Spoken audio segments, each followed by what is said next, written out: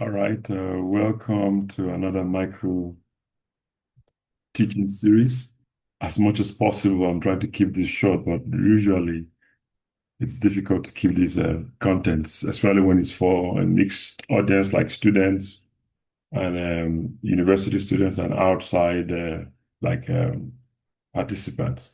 But in this video, I'm going to talk to you about the brief history of the internet and then cybersecurity foundations or cybersecurity fundamentals. If you're in my cybersecurity class at Mount St. Mary University, this will be called Lesson Zero for the students at University of Bolton, which is now Greater Manchester University. This could be part of your, I think, level 3 course. I'm not teaching at Cotton University this semester, but this could also be used as an introduction for the campus in Dubai. And then for African Leadership University in Mauritius or Rwanda, we can figure out where this fits in, but just call me and then we can talk about it, right? So I get a lot of questions about the internet. How does it fit into cybersecurity? And obviously, there's also a lot of misconception about who founded the internet. Where does it? Where do we give credit to, or who do we give credit to? So I'm going to use a slide deck to try and make this as simple as possible. But please always send me questions if you are confused. So now, this is the history of the internet and cybersecurity foundation. I'm using the slide deck, a new one that we created for our AI startup. But again, because I'm going to tie this in to AI, this might be relevant. This is my contact information. You can reach out to me, connect with me on LinkedIn, Twitter, send me an email, training@atawa.ai, or subscribe to the video. That's my 3 WhatsApp numbers for North America, the Middle East, and Africa. The 3 numbers are right there. And in fact, if my voice sounds a little hoarse when I'm doing this video, because I just took a 30-hour flight from West Coast of US down to Africa. So it's been an interesting day. But so most of the students, you know my background. I have a bachelor's degree in computer science from Florida State, an MBA, doctorate in law. I'm finishing up with also another doctorate, this time a PhD in cybersecurity. Leadership, I've done a lot of training in cybersecurity, digital forensics, and AI. I do also have a cybersecurity degree and industry certifications, thankfully, or by the grace of God, 2 of the highest ones. I'm a certified ChatGPT expert, Google Gen AI leader, AI ethicist. Been in industry for over 30 years. That's just to give you an idea how old I am. I am a university professor and a global trainer. Enough for the plug. So let's talk about what we want to learn today. Origins of the internet, the positive and malicious uses, the roles of government, corporations, and the militaries, and then a big picture about why cybersecurity matters in this context, right? So I'm going to use what I call Bloom's taxonomy high order verbs: describe, identify, recognize, explain, summarize. But a little description: the development of the internet from the ARPANET to this current AI era, identify illicit and licit use, recognize the key cyberspace actors, explain roles of government, corporations, and military in security, and of course, summarize cybersecurity evolution. So this is for those who are in the US class. That's what the syllabus describes. This year, CJUST 314. I usually have about 47 students or so every semester, up to 60, up to 54. It just talks about this course examines the development of the internet, how it has been used for licit and illicit purposes, and by whom, and how government, corporate, and military organizations manage online security. So in general, let's see some milestones for the history of the internet, and I will now give you a little summary sheet that you can use. So from way back in the 60s, you have this gentleman that envisioned a galactic network, almost like a Star Trek or something. And then you now see from around 61 to 64, we start talking about packet switching theory, all the way to 65, where, say, the first wide area computer network was built. Some of this, I'm talking about them at a high level, but again, if you send me a question on the YouTube video or something, I'm happy to break it down if you're using this for a class or something, right? Or just for your own edification. So this is a shorter timeline that says, like, from the 1960s, we had the ARPANET that was developed by DARPA project. Then 1983, the TCP/IP becomes the standard protocol. You hear what's called Flag Day adoption. In the 1990s, you had the World Wide Web expands. Mosaic browser was now popularized around that time. And of course, today we got cloud, mobile, AI-driven internet with cybersecurity challenges. This is just like a basic summary. When I started in tech or computer science, we called it back then in 1985 at Florida State University, things were very, very different as we are than we see today, right? But for DARPA and ARPANET, just so you know the terminology, the Defense Advanced Research Projects Agency, part of the U.S. Department of Defense. It was in 1958 they created this research. This was after the Russians launched Sputnik. America was now concerned about maybe missile, other issues, so they wanted to maintain technological superiority, and this was funded and developed by DARPA as it relates to the ARPANET, right? So they pioneered our packet switching and became the foundation of the modern internet. So just for a general view, when you talk about packet switching, it just means how do I send information from one location to the other. It's a little more detailed, but if you see on here, when we talk about TCP/IP later on, I will say something about OSI network, and you can ask me. But packets are what we call whatever you're sending at what's called layer 3 of the OSI module, okay, which is the network layer, like using routers.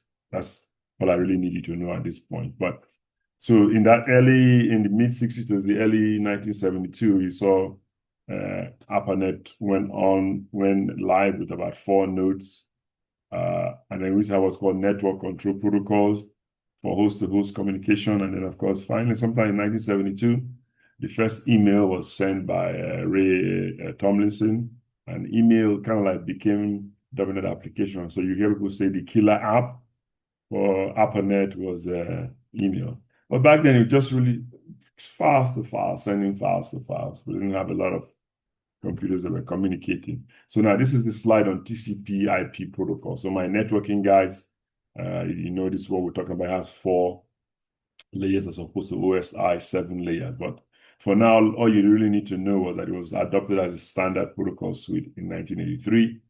It ensures reliable communication between computers. It checks for error, makes sure the information was delivered to you. And then you see IP addressing here. So in computer networking, you hear the word about the Internet Protocol Address, version 4 and version 6. Version 4 has what's called 32 bits using the decimals 0 to 9, and then IPv6 version 6 uses 128 bits with what's called hexadecimal 0 to 9, A to F. And of course, together, the TCP and the IP enables what's called global internet operability, right? So when we now go to the 72 to 1983, as I said, TCP introduced as a universal protocol, and then you had the Flag Day. We now went from that NCP to TCP/IP, and then you have a gentleman here proposing the open architecture for networking. When we start expanding, we start going from what's called LAN, which is just local area network, like what you might have at home, and PCs for personal computers and workstations. They now expand the internet scale. You have what's called domain name service. Basically, when I type www.google.com, that will resolve that name to what we call an IP address I just mentioned previously. And then you have 1985, we started having more access in academia of this, right? So you had a lot of stuff like formation of the Internet Society, ITF, Worldwide Consortium, and then most of the time in tech, when you're doing something as well, organizations, and they want feedback, you hear word like requests for comments, RFCs. We now have like a standardized protocols for you to respond to things that we're looking for, right? This is like the organizational and global growth of the internet. So back in the, says all the way to the 90s, vendors started integrating this TCP/IP into their products. In 1988, you now see a trade show and commercialization started speeding up.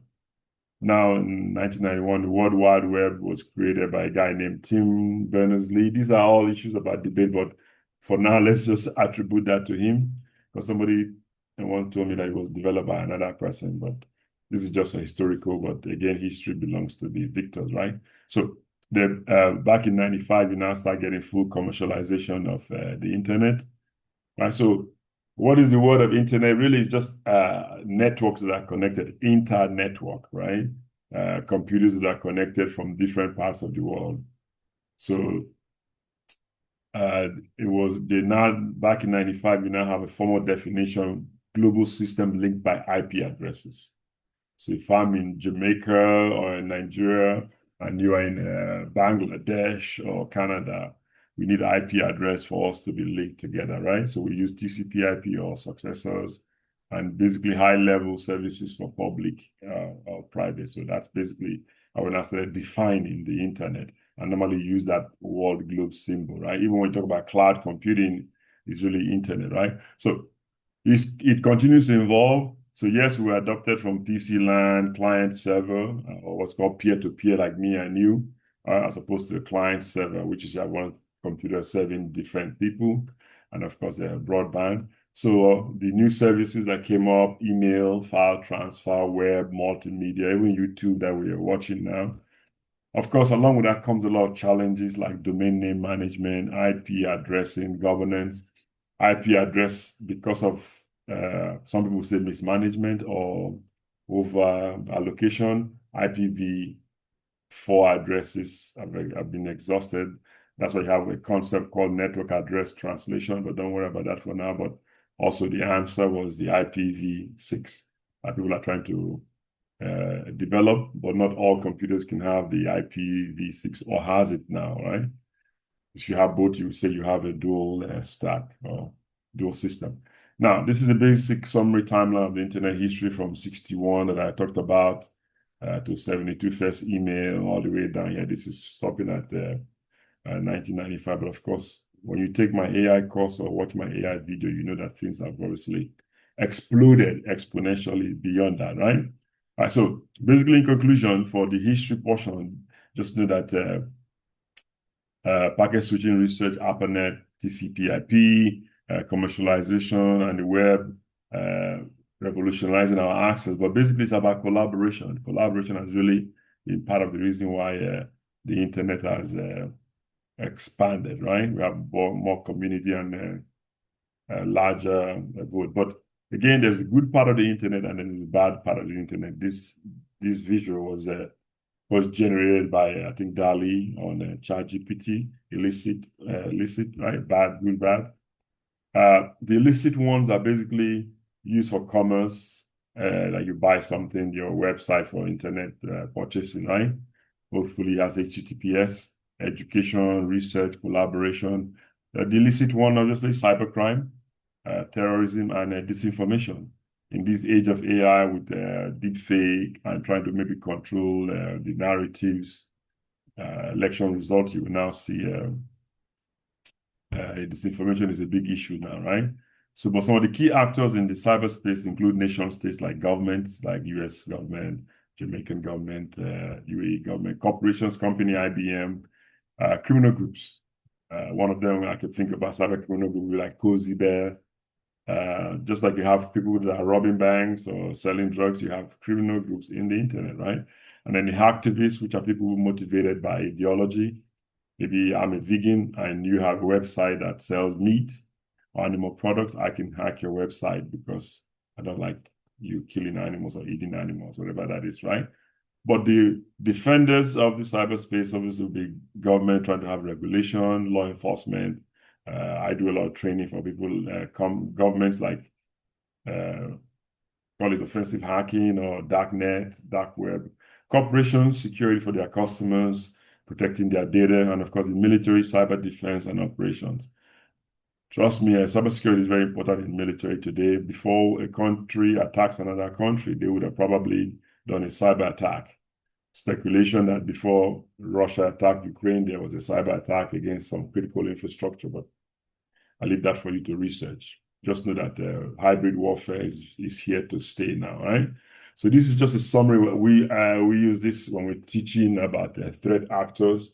Like I have an upcoming course on hacking and threat actors, but these are basically 6 type of threat actors: nation states, cyber criminals, hacktivists, terrorist groups, thrill seekers, insiders, and on the right, the reasons why they do that, from geopolitical all the way to money, or I'm upset, I'm pissed off, excuse my language, for what you've done, right?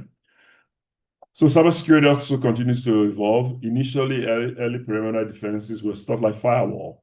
I tell people about firewall. Imagine in the days of kingdoms, I just dig a hole, I put maybe something inflammable, kerosene or tar, and I light it up so my enemies cannot attack me. Similar concept with technology. Blacklisting, whitelisting, or whatever I'm doing. I understand that terminology is not favorable anymore, but it just means there's maybe IP addresses, protocols, or applications that I want to come into my system, right? To my network. And of course, antivirus, which are software, helps me to detect what's called malicious software viruses. It could be also anti-malware, anti-ransomware. Most people should be aware of this anyway, and you should. Now Windows has its own defender that comes standard. You can use whatever you want to use, malware, bytes, McAfee, whatever, right? So, but we've now progressed to development of risk management frameworks. And of course, now we have this modern trend of AI-driven cybersecurity. So people, there is a ChatGPT for hackers. There are a lot of other tools for cyber attacks using AI, but also there are tools for us to defend against the cyber attack. So the ones you might hear about will be like even AI models that are developed using what's called supervised learning to detect spam. Most email providers use some kind of AI tool for detecting of spam, right? So that's a graphic on cybersecurity and AI. I'm going to drop off the link for the Internet Society to show you the history of the internet, but I'm also going to just show you quickly what that site is. And there's a YouTube, the history of the internet in 5 minutes. You might want to watch it. It goes a little more than what you might need, but it's kind of good to have an idea to see what you're doing, right?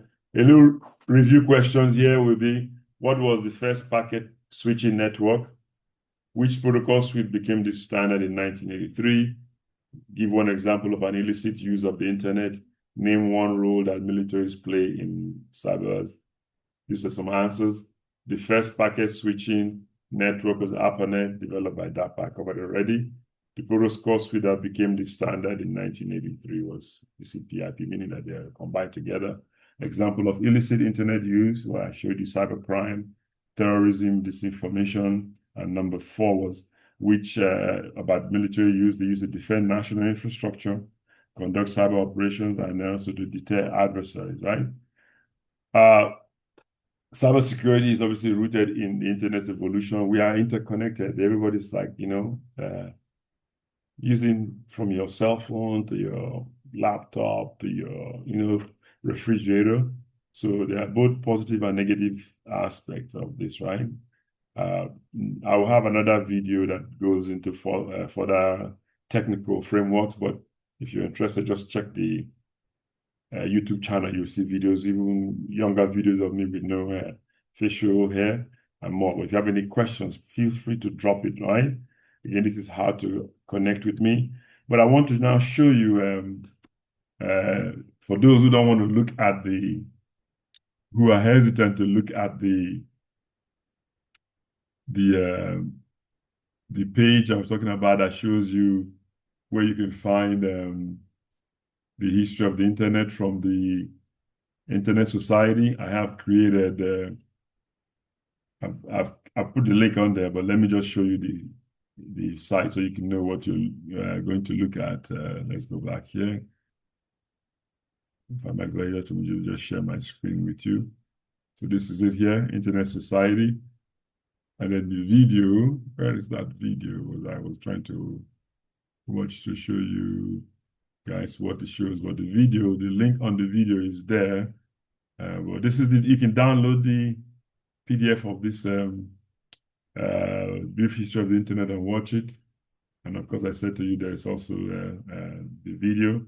I have another document in here, PDF, that you can watch that relates to that. But the video is pretty straightforward on the internet of the British CASP. So that's the document that you can download. Feel free to drop me any comment, and enjoy your study for this semester or your career in cybersecurity. Good luck.